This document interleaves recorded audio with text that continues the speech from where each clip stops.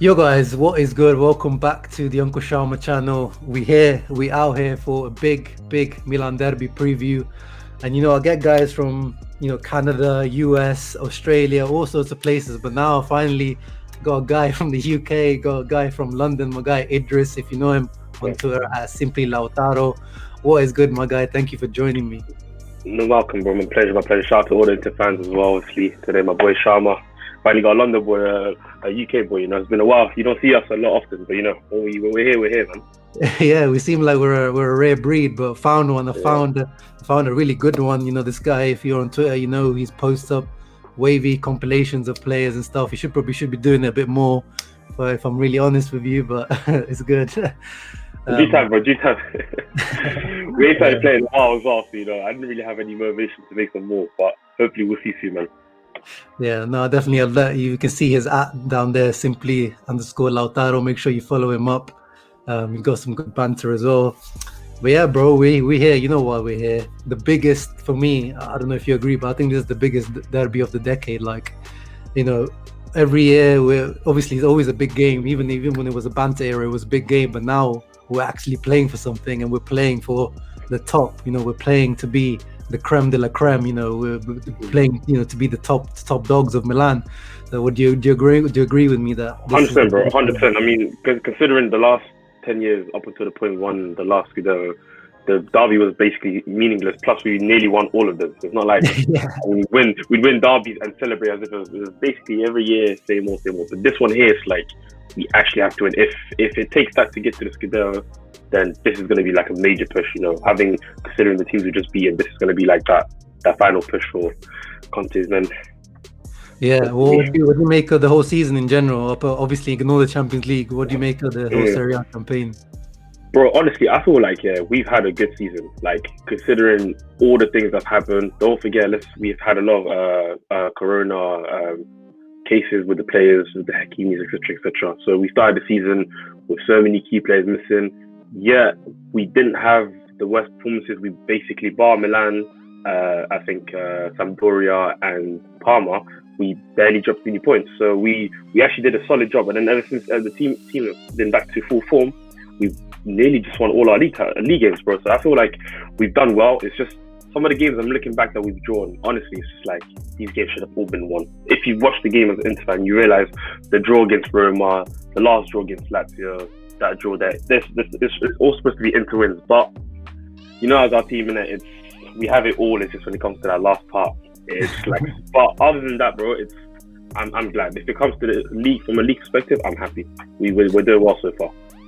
Yeah, man, I agree with you. I've always been saying that on my channel, like, objectively, if you look back at every single match, if you go back and watch every single match, there's not many matches, apart from the Champions League ones where I can admit we were bad.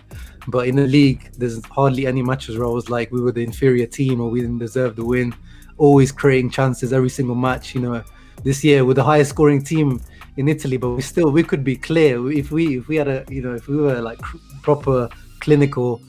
Obviously, the guy in your name. Let's add him real quick because he's a part to blame. But yeah, man, for real, it's true. Like, and that's just all that needs to be said, because with the clinicality and the amount of goals we scored and the many amount of chances we missed, you realize we actually create a lot of chances a game. Because Lautaro technically should be on about 15, even 20 league goals if we're being honest with the chances he's missed. But he's still on double figures, so proud of it, man. Yeah, and you still rep him. I see, he's still your profile picture, right? Bro, he's the guy I started my account with. I told you he's the club. Like, we're gonna stay with him. We're gonna criticize him as well. Don't get twisted. Like, this is, you see him when I'm angry with him, bro. I tell him we'll ship him to the airport, no problem. But he's a player I generally love. I love watching him, man. He brings a little different dynamic to the team. Something we've lacked. Like the Stankovic days, the Schneider days and stuff. Yeah, no, I rate it. Once you back a player, you have to back him. Fully, bro. When you have to criticize, you criticize. But I felt like I've needed to defend him recently as well. So, and I feel like he's come through recently as well against Lazio as well. He came through for us. But yeah, moving on, bro. One thing we need to touch upon: they and Stankovic came through for Inter fans. Obviously Inter legend. Now he's managing Red Star Belgrade, and they gave Milan a difficult match in midweek on Thursday night. They came through with a 2-2 draw. They didn't make life easy for Milan players, so they should be coming through, from a difficult match. So quick shout outs to Deki Stankovic, man.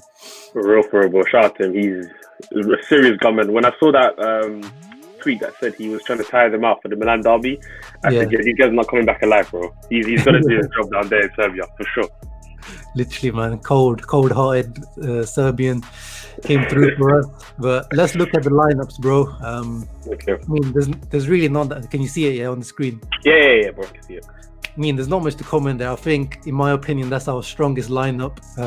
Eriksen's come into the team now. Always, those are the two main doubts every single match: is the left centre mid position and the left wing back position. Always. Everything else is certain now. We know who's playing there. We know the back three. And for once, there's no, Kolarov had to start every single derby now. He's played in both derbies. So finally, we'll see if we can keep a clean sheet without Kolarov. Yeah, bro. I mean, I'm glad now, honestly, but this is I think our strongest lineup. But obviously with the whole, I'm still unsure about Perisic. Eriksen 100%. I'm glad he started, but with Perisic, it's like last game he had a 10 out of 10 game. But then if you remember the game before, it was disaster class. So it's just like I'm hoping the real one turns up for that game. The one that was solid, perfect. Didn't misplace a pass last game against Lazio. If that one shows against Milan, then that side is sorted because his work rate is ridiculous. So he's such a good runner, tracks back. He did his job perfectly last year against Lazio. So hopefully, if he reciprocates, well, I'll be happy with him on the lineup, man. Apart from that, though, it's perfect. I love to see him. Yeah, man. Especially with Calabria, I know he's been having a good season for Milan. He's been like one of their revelations because most Milan fans used to hate that guy, but this year has been solid. So I'm hoping like Perisic tries to go at him because he's good defensively, but I think Perisic can take him 1v1. 100%, bro. But what do you make of Eriksen, the rise of Eriksen? Basically this guy wasn't even part of the squad at one point. What do you make of him? Bro, the glow up was ridiculous, man. Just remembering how it all started with the Inter fans, that whole month fiasco about how we wasn't going to sign him, and we got him at the end. It was all celebrated. We're thinking we're winning the Scudetto last part of the season. He's there full force. But then the guy plays like 2 games, and all the Inter fans are like, "Why? Why is this guy not being started? Is it a training thing? Is it Conte?" And by the end of the season, bro, like when I saw the Europa League final game and I saw he was on the bench, I was like, "Yeah, his time is up here. No way he's making out of this situation alive." But then, shout out to the suspension Conte got on top of the assistant coach. He played him for the quick 2 games, and he played well. And yeah, man, I always felt like he never got the proper opportunity to showcase his talent because it was always like he was scrutinized. A player like him, as soon as he'd be brought on the 70th minute, Conte would expect like 5 assists from the guy and expect him to have him off. Like it doesn't work like that. A player like Eriksen, you're supposed to give him time. He dictates a game. He could dictate moments, but he's more of a game dictating player. Like controls the tempo, like we saw against what was the team we beat the other day? Was it the 5-2? Was it 5-2, 6-2 we won? He got the first the little set piece that was the own goal. What game was that again? Against Benevento? Benevento. There you go. Yeah, against that Benevento. You saw him that game, bro. He was the instrument in the entire match. Like he was literally that key player, just throwing balls left, right, centre. That first time pass, it was all Eriksen. So since then, Conte has realised that more than his own stubbornness, this guy's actually a player he could use, and it will actually give him performances. Because with Conte, it's the league or he dies. You know what I mean? So if he really wants that league title, you play Eriksen. It's as simple as that. You don't, then it's up to you. But one thing for sure, when Eriksen against Lazio, you saw last game, another good game. Like I'm so glad he's going to play now. When we see him on the lineup, we're not even surprising much. Like, yep, Eriksen's there, Brozovic, Barella, perfect. Like, I'm glad, man. This is what it should have been since January, bro. I don't know why it took an entire year for us to get to that point. I know, but I feel like we can see now that was, at one point I was blaming Conte mainly, and then at one point I was blaming Eriksen. I was fluctuating in between. But I think you could see in the end it was 50-50. Conte was, we tried. Remember that 3-4-1-2 formation was kind of made to like try to fit Eriksen in, but it didn't really work. And then we can see now what Conte really wanted from Eriksen is, on the ball. I don't see any difference really between Eriksen now and what Eriksen used to do before, even on the ball. But off the ball now, you can see there's a big difference now. Yeah. So obviously Eriksen, clearly there was something that he wasn't doing before that he's doing now. Because he wasn't there. Everyone looks at the running. He does the kilometers, he does them, but it's how Conte wants you to do those kilometers. You have to, that grinta. He wants that grinta. Yeah, of course. So but boy, don't you think it's a bit weird because we knew Eriksen as that playmaker, that number 10. So for us to expect the number 10 to do a CDM's role is a bit, you know what I mean? It's a bit weird because that's not how Eriksen's played his entire career. You know, if I'm right, like he played as a cam, he played as a winger. Has he ever been put in a position where he played CDM at Spurs? I don't think so. You know what I mean? There's always been the Wanyamas, Dembele, etc. So I understand why Conte would be that harsh on it, but at the same time, it's like, bro, give him some time. You know what I mean? Like, this is not his natural position. You know what I mean? If you do want him to turn into a CDM, you slowly play him out of position, turn him from a cam to centre mid, and then push him back a bit to CDM. But he really tried to turn him into a Brozovic overnight. Like, it's not. Yeah. I mean, it worked, bro. So, like I said, like Conte looks like he knows what he's doing, which is why I can't criticize him, because he's now got Eriksen doing exactly what he wanted, and I didn't thought Eriksen could do what he's doing in that position, you know, as the holding mid. So, you know, kudos to him, man. Give it to him. Yeah, and obviously his hand was forced as well, because obviously in January now with the situation, no one's going to buy him with his wages, so you kind of have to make the best of what you got. But bro, yeah, what did you think of the January transfers with Marotta and how he said we're selling Eriksen, and then at the end we kept him? Like, what do you make? I feel like it's a bit of a circus there, man. I feel like we're not a very serious team, because from the minute we wanted to sell Eriksen, we literally decreased his value by about half, bro. Just by the fact that we were saying we don't want to play him anymore, he's not going to start, he's going to leave. Like, we're literally letting clubs know that he's not in our project, but we don't care if we don't make a profit or get our money back from him. So it's like, what are these guys playing at? Like, these are professionals, you know what I mean? Like, these guys, the one that signed all of Juventus is like young starlets, you know. So why is he moving so unprofessional? I don't understand. It's very weird. I don't know. Yeah, it's a weird tactic, because you know, Beppe Marotta is widely known to be like, you know, the best general manager in Italy, and yeah, the way he did the same with the Icardi situation. He just basically said he's out of the squad. Nainggolan is always like, yeah, you're devaluing. If you tell everyone, okay, deep down everyone knows what the real situation is, but if you go out in public and say it as well, clearly, yeah, as you said, the devalues. Like, I don't really understand that type of tactic. Like, literally, clubs see Inter Milan's players and be like, yo, we can actually just get half price, and it's not even hard. Like, it's literally that easy, but you just bid on the player and it's successful. That's the issue. And I feel like with that, it kind of, you know, with the whole media thing and how they're always trying to destabilize us, like, a lot of it is to play by our own part, but we cause a lot of this ourselves, because the whole management trust issues, like, it's not the media that created this. It's someone leaking this from the management, something about what Conte said, what Marotta said, like certain things need to be kept professional in order for the media to, you know what I mean, not have that much power over us to destabilize us. Does that make sense? But yeah, man. Yeah, no, you're spot on, bro. You're spot on. Yeah. But anyway, in terms of everywhere else, you know, we know what our strengths are. That right wing is obviously the big strength, you know, when Barella, Hakimi, and Lukaku, because he drifts out on that side, they combine, you know, is deadly. It'll be Hakimi versus Theo once again. I feel like Hakimi clearly won that battle last time round. Obviously we didn't win that match, but I feel like Hakimi had the best of him, and I think he can cause Theo some more problems. What do you think? 100%, bro. I agree. I feel like with Hakimi that game, if I remember, like, they did try to kind of like take him out in numbers, you know what I mean? Like, because I remember from within the first 5-10 minutes, I was already seeing Hakimi nothing Theo. I was like, whoa, looks like Theo's gonna have a long day here, you know. But then slowly, I'm not gonna lie, Theo did, you know what I mean, did manage to come back. You know, they were very equal most parts of the games, but like, I felt like at certain moments Hakimi always got the better of him, or they would have needed like a Romagnoli to come and try to take out Hakimi, so they tried to take him out in 2s or 3s, you know. But I feel like this game, it's like this Hakimi's time to literally show Theo levels in it, because we've been seeing everything on Twitter, what they're saying about our fullbacks, bro. Like, tomorrow is it to see what's really the deal between our fullbacks, you know. Who's the real serious one between the two. Yeah, definitely, bro. Definitely. Let's pull up Milan's lineup as well now. 4-2-3-1 as always. They're missing Benacer, obviously one big miss for them, but everyone else seems to be back for them. Well, what do you make of the lineup? Where do you see the strengths and the weaknesses? I feel like with the Milan's team this season, surprisingly, it's become very very consistent in their performances, quite solid as well. I feel like for me, the midfield part is arguably their strongest part, because I've watched a couple of their games against Genoa, etc., and I've realized like Kessie, you know what I mean, Chanaloglu, they're very good players in the midfield. You know, obviously as they start winning games, the confidence started, you know what I mean, started like listening, and I started seeing players like Kessie like playing much better than he was at Milan before, controlling the play, dictating the play. You know, his strength, his power, able to hold the ball.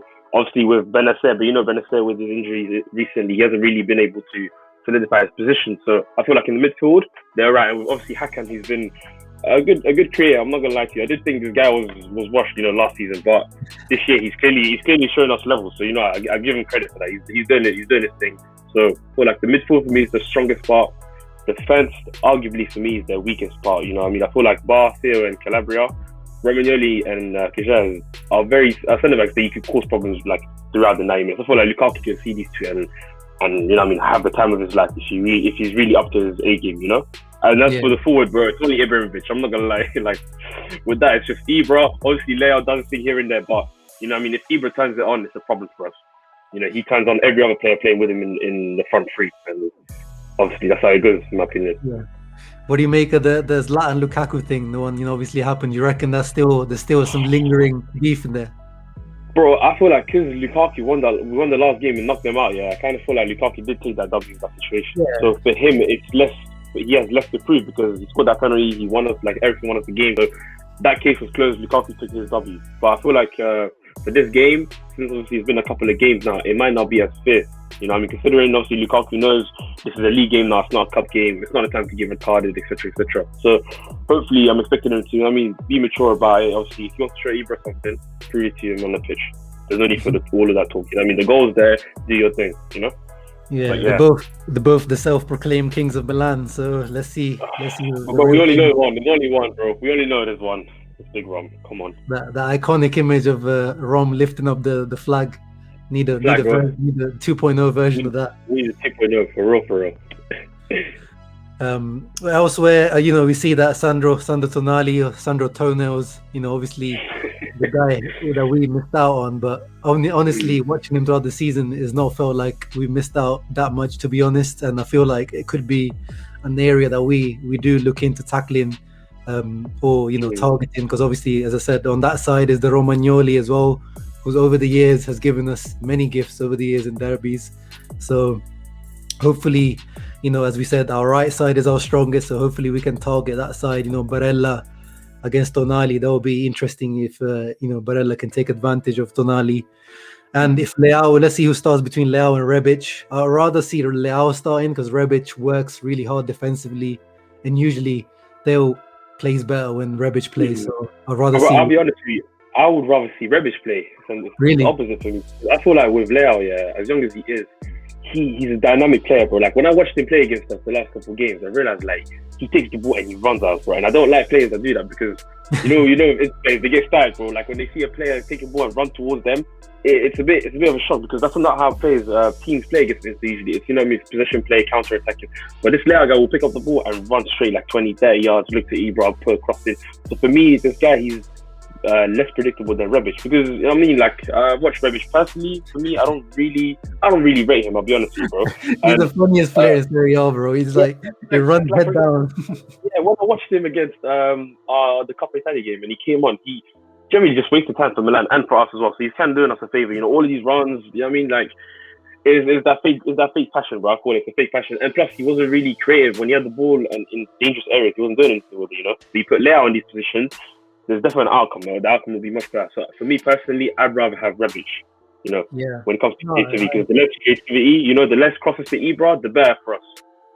That's true that, bro. But that's you made some good points there, which I wanted to bring up from the first derby. This is one of the this is when they scored the first goal, and that's when we were playing that crazy 3-4-1-2 formation where there was a crazy high line. Like look at where our defense, look where Hakimi is. And look at where this is Brozovic and Perisic just got beat by Calabria there. And that's it. Calabria beat Perisic and they're in. So Calabria passes it to Çalhanoğlu there.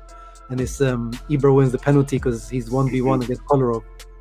But now, we don't play that crazy ass formation anymore now. So we won't be leaving those gaps anymore. And then the exact same thing happened for the second goal. Brozovic, look where Brozovic went out to press Salamakers or Salami Maker. And he got beat, and that's it. Look where Hakimi is. Yeah, Hakimi is a funny player, bro. Sometimes you generally don't know what position he plays. Especially at the beginning of the season. I was thinking, is he a right winger? I see this guy as a centre forward. He play up front with Lukaku for like 10-20 minutes in games. But I like that about him, man. He's versatile like that. You see him play on the wing. You see him play in the middle sometimes. Up, forward. So, but I feel like with against AC Milan, he needs to be very cautious, because this is a team that will help because they're still just there, So you don't want to be leaving all of the spaces there because he's rapid, man. You know what I mean? He's a player I would have loved to have at Inter for sure. So Yeah. I'm hoping I think that's a better game, bro. Because lately I haven't been, you know, I mean, his happiest fan because his performances have been obviously to his standards they're still great, like compared to what we used to have. But knowing the Hakimi he had, for example, against Lazio the first 3-4 months, bro, that one was lethal. So he needs to be a bit more clinical. His decision making needs to be a bit better. And obviously, once that improves a bit and goes back to how it was, then yeah, no doubt he'll go back to his best again for sure. Yeah, just that final ball in some points, it just kind of leaves it a bit lacking. But I have faith this guy is only like 21, 22, so he's got time to improve. Sure, bro.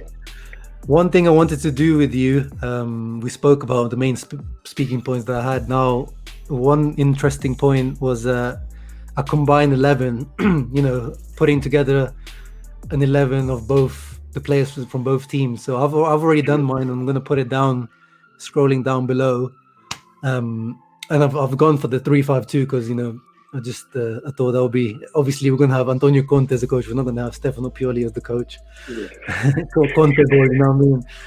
So I've gone obviously in goal. There's no, I don't think you're the biggest Inter fan would argue with me. Gigio Donnarumma has to be in goal.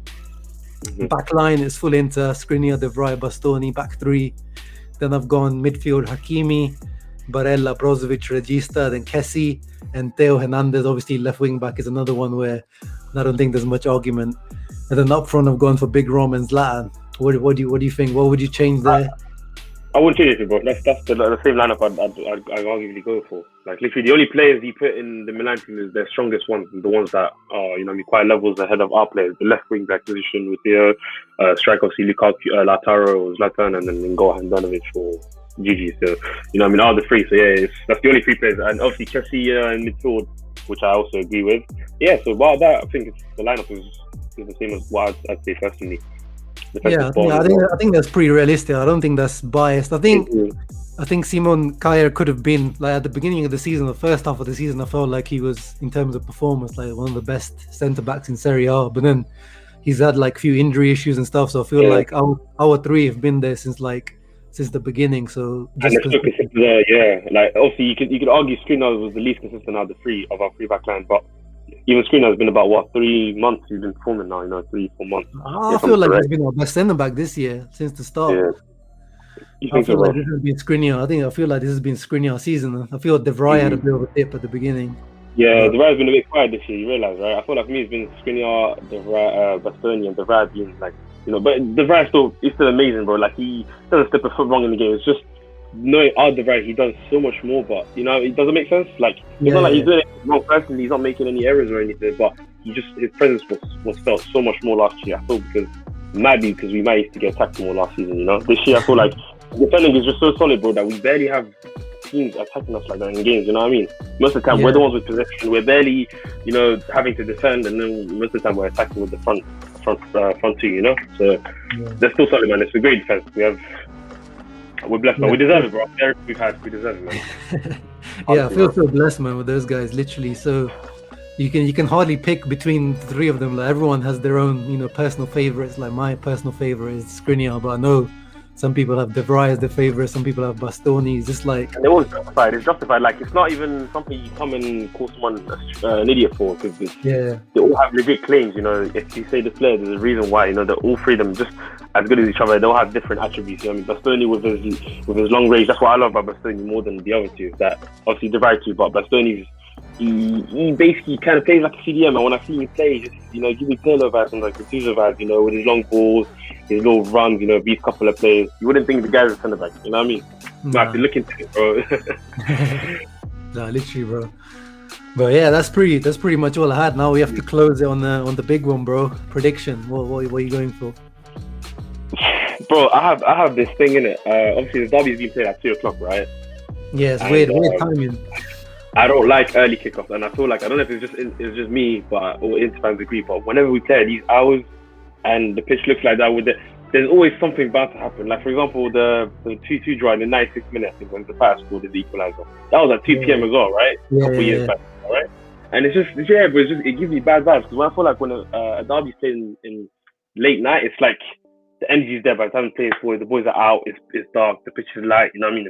heads on. But it's like now the light is on. It's during the day. You know what I mean? Like there's one guy's wearing a hat as a keeper. I'm thinking, what's going on? So I'm a bit, you know what I mean, skeptical. But I would say personally, based on our last results and the fact that we rested for a week and Milan have just played, I'm slightly favouring Inter Milan. Actually, I'd go for a 2-1 win for Inter, for sure.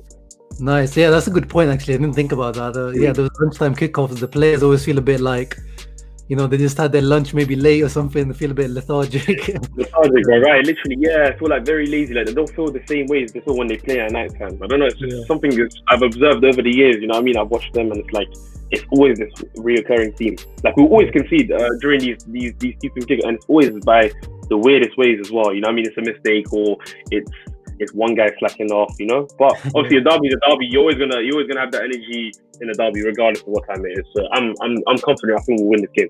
Hopefully, that's what I'm going for. 2-1. Well, yeah, it's difficult for me. I'm feeling. Whenever I feel confident, though, we lose. Like last time, I felt confident.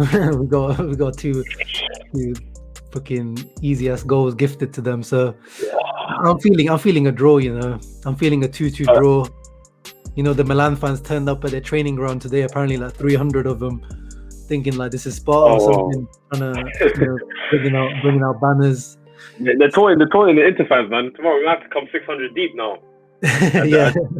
I show these guys you really levels, man. Nah, but it's for real. I understand why you go for a draw as well, honestly. But I just feel like that 1 week of rest and the fact that they just played like 2 days ago, I think that's what might just push us to have that, you know what I mean, that last 15 minutes where we could look to find a goal, because they literally played like 4 or 5 of the stars last game, you know? Yeah. So, and the fact that we've had literally 7 full days of just recovering, training, resting, you know, the players are just looking for one game at a time, like no traveling. I feel like they'll go end up playing at home as well, so it's like perfect, bro. 100 from minute 1, boom, go for it, attack. And we have something to prove as well, but we did lose the first one. We can't not win a derby this year with our strongest team. It makes no sense. Yeah, because obviously we got the Coppa Italia one, but it's not the same. Sorry, it's not the same. No. I just was celebrating that because of Ibra in his mouth. That's all it was, bro. It was nothing much more than just that. Like we as Inter fans and Milan fans, we knew wherever it was just. But this is a league game, but this is something that's going to push us to. If we do win this, they'll be like, look, this was that game that took us there. Does that make sense? And that's what I want to feel. But it's not the end of the world if if you get a draw, because you still, at the end of the day, you Inter stay top, Milan stay second. So there's still a bit of a gap between the others. So I don't know. I feel like both at the end of the day, both teams might get a bit cagey and might just end up with a draw. So I'm going for a 2-2 draw. Fair enough, bro. Because I just feel like if we do win that game and we go +4 on Milan, having beat them, obviously Lazio, it's like, you know, these boys do rely on confidence a lot. You know, a lot of these players, that's how they play their football. You know, a couple bad runs of games, and you know, we're looking at least a month of bad performances. But if we play good, these boys start performing consistently. So I feel like this game, they'll be like, look, we just beat Lazio, we just beat Milan, the team that everyone's been guessing the whole year. We've done them. We're +4 on them now, plus whatever on Juve. Like now it's our time. Like the road is clear. Now it's literally for us to take that position. Does that make sense? Obviously, it's only 4 points, of course. It takes a loss and a draw for them to come back. But considering our fixtures, we've pretty much played a lot of the big teams, you know, and there's not a lot of big teams left to play, you know. Yeah. We've just done our difficult period. This is Milan, the last game afterwards. I think we got Genoa afterwards. I think the fixtures are right afterwards, and then obviously we got the last few again that had become difficult. Like we got Juve, like second last match or something. So. Yeah, it's gonna be so good, man. This season, Serie A is definitely the best league to watch this year. So 100%. Yeah, because who do you follow in the Prem?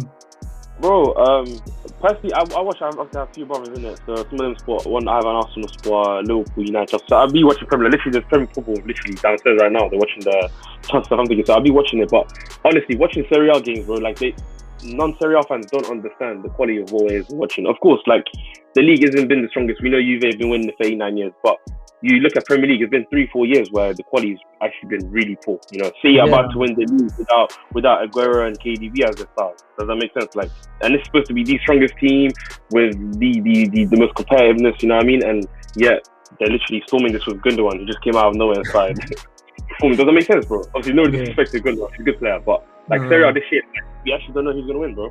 You know what I mean? We beat everyone but lost Serie A, so.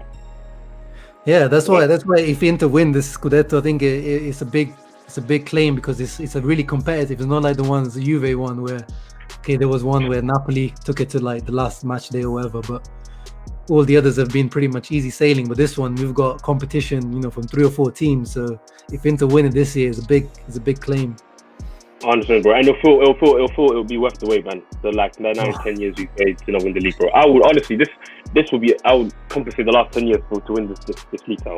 I'll be happy, you know, I'm not gonna go on a 9-year drought and win a Coppa Italia. No offense, like we're better than that. You know, I mean, if we're gonna go on a drought that long, I'm expecting us to come back with a bang. And the league is the only thing that does that, or the Champions League, you know.